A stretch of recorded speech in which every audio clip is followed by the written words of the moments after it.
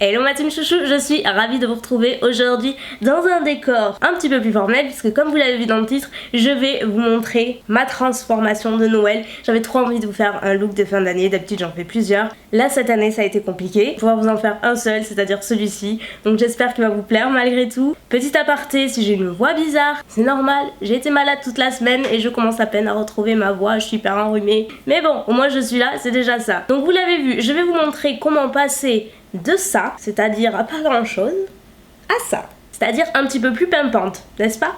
Je rêve. Princesse Bella est là pour nous honorer de sa présence. Je vous ai préparé un make-up que j'adore et j'en ai profité aussi pour utiliser la fameuse palette Mothership de Pat McGrath. Je vous saoule avec, je vous ai dit combien elle était belle, c'est vraiment la plus belle palette que je possède.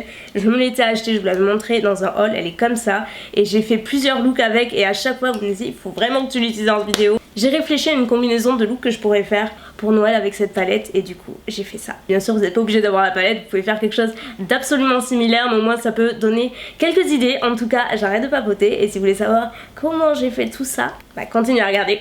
Je vais commencer directement par les yeux. Donc là j'ai déjà appliqué l'anti-cerne qui va servir de base sur l'ensemble de la paupière. Je n'ai rien sur le teint puisqu'au cas où il y aurait des petites chutes etc. On va pas risquer le danger. Ma petite astuce préférée que je fais très souvent, vous le savez, c'est prendre un morceau de scotch et le placer tout le long du coin externe pour éviter que ça ne déborde, que le maquillage soit plus net, même si après on va faire le teint, c'est quand même quelque chose que j'aime bien faire. Première étape c'est de travailler le creux et pour cela je vais utiliser que des fards mat et c'est pour ça que j'ai choisi cette palette Nocibé puisqu'elle ne regroupe que des fards mat, je la trouve vraiment très jolie. Je vais prendre la couleur un petit peu pêche rosée très doucement avec un large pinceau fluffy et le 228 de Zoeva au passage et je le place tout le long du creux. Ça va permettre de réchauffer un petit peu, d'avoir une base de transition, même si vous en doutez qu'on va rajouter pas mal tout le long du make-up, étant donné que je veux un cut crease assez marqué, forcément on y passe un petit peu plus de temps. Ensuite je vais prendre un pinceau 227 toujours de chez Zoeva et cette fois-ci je vais prendre ce fard mat de la palette Mothership de Pat McGrath qui est la palette principale de ce make-up et là je le place par-dessus le fard précédent. Je reste dans le creux comme vous voyez, je commence du coin externe jusqu'au coin interne. C'est vrai que j'y passe pas mal de temps. La clé c'est vraiment l'estompe, vous rajoutez de la matière, vous estompez, vous rajoutez comme ça, vous êtes sûr d'avoir une transition qui est la plus réussie possible. Maintenant avec un pinceau plat je vais prendre cet autre fard mat toujours de la palette Pat McGrath que je vais placer dans le coin externe légèrement en tapotant. Je vais bien étirer la matière, l'estomper et je vais en placer également avec un pinceau un petit peu plus précision, un petit peu tout le long du creux pour marquer mais de façon la plus précise possible.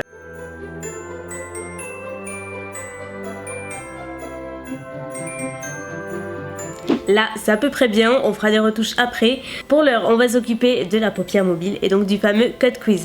Avant tout on se munit d'un petit peu d'anti-cerne. Donc ce que je vous conseille c'est d'en appliquer sur le dos de votre main comme ça. Et avec un pinceau synthétique on vient prélever un petit peu l'excédent. Là c'est un E58 de Sigma. Là on fait des petits à-coups et on recouvre donc pas entièrement la paupière mobile. Je m'arrête à peu près aux 3/4 pour laisser le coin externe qui est déjà foncé. Si c'est pas parfait c'est pas grave. De toute façon on va rajouter après un joli fard par dessus. Donc l'essentiel c'est juste d'avoir une base qui va unifier la paupière et qui va nous permettre de faciliter le fard qu'on va mettre après. Donc là je vaporise un petit peu de Fix Plus, un peu beaucoup même.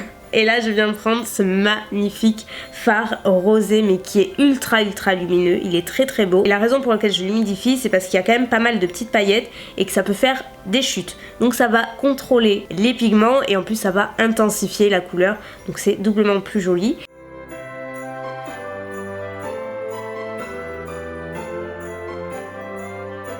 Donc là on a à peu près terminé, je sais pas ce que vous en pensez mais le fard rose là est magnifique. Pour le moment j'aime beaucoup. J'ai juste envie de rajouter une touche au centre de la paupière et j'avais envie d'utiliser cette nouveauté que j'ai reçue il n'y a pas très longtemps de Huda Beauty, des fards liquides hyper longue tenue. D'un côté on a une couleur mate et de l'autre on a une couleur irisée, la bambou Oops, et je vais l'appliquer au centre de la paupière. Ça donne un petit peu plus de dimension, c'est pas mal du tout. Place au liner, j'utilise le Epic Ink Liner de NYX comme d'habitude. Et là l'avantage avec le scotch c'est qu'il va pouvoir vous servir de guide pour la virgule, donc pensez bien à bien le garder et à l'enlever après le scotch, après le liner pardon.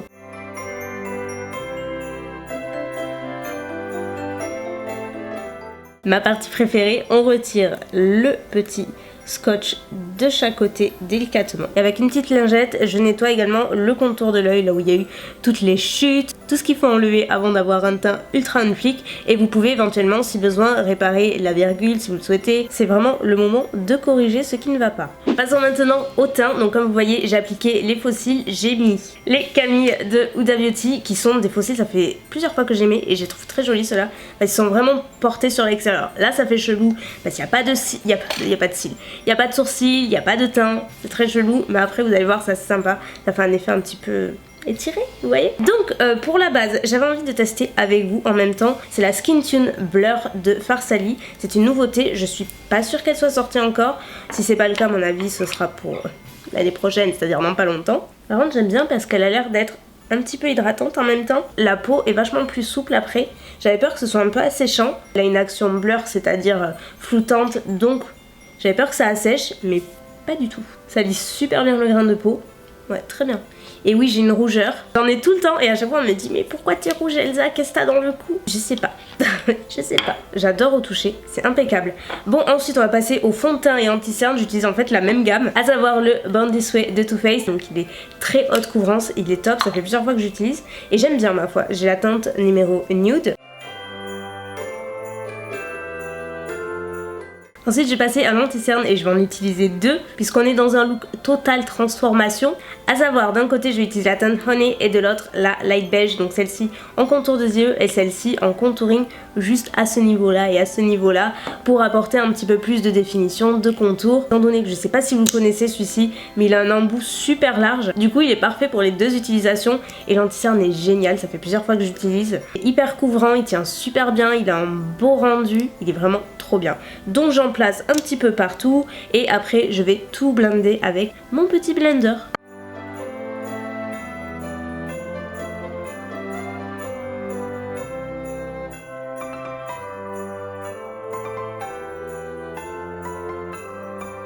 On vient fixer, pour aujourd'hui je vais utiliser la poudre fixante Libre Nabla que j'aime beaucoup parce qu'elle a des propriétés lissantes aussi.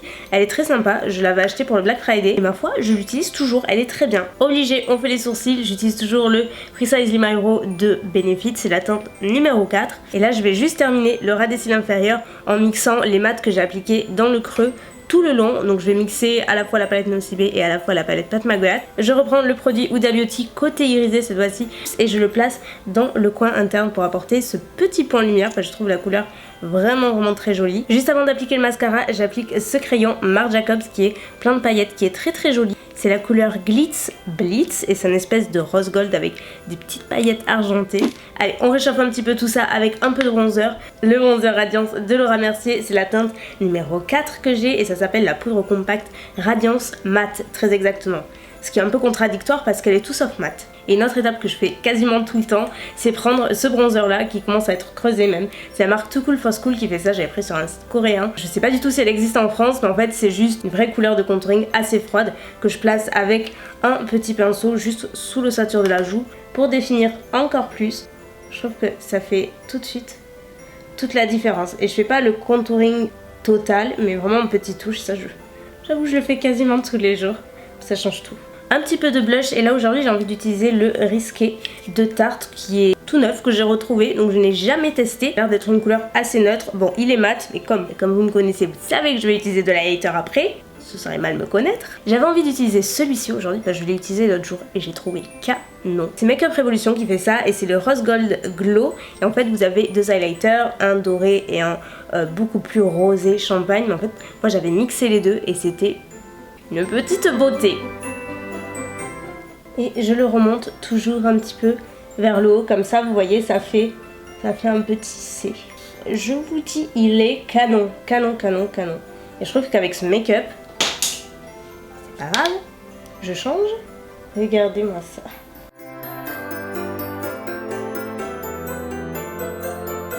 Et maintenant les lèvres, donc là bien sûr tout le monde fait ce qu'il veut. Moi je pars du principe que c'est un maquillage de fête et je trouve ça hyper festif d'avoir un rouge. C'est très classique mais intemporel, et en même temps je trouve que ça irait très bien avec ce look. Donc j'ai choisi un bordeaux. C'est le Unspoken de Nabla Cosmetics aussi. Je vais commencer par faire le contour avec le crayon Kiss and Tell de Charlotte Tilbury et je vais remplir ensuite. Et dernière étape pour un teint qui va briller de mille feux. Un petit peu de Fix Plus, mais cette fois-ci c'est la version Gold Light puisqu'à l'intérieur il y a des petites nacres dorées, donc ça fait ressortir encore plus le glow de votre teint. Donc on aime et on en met à profusion. Je sais ce que j'avais oublié. Le point lumière en coin interne. Et cette couleur là de la palette, je l'utilise tous les jours pour cet usage là justement parce que je trouve la couleur parfaite. Et voilà tout le monde pour le look final. Donc, qu'en pensez-vous ?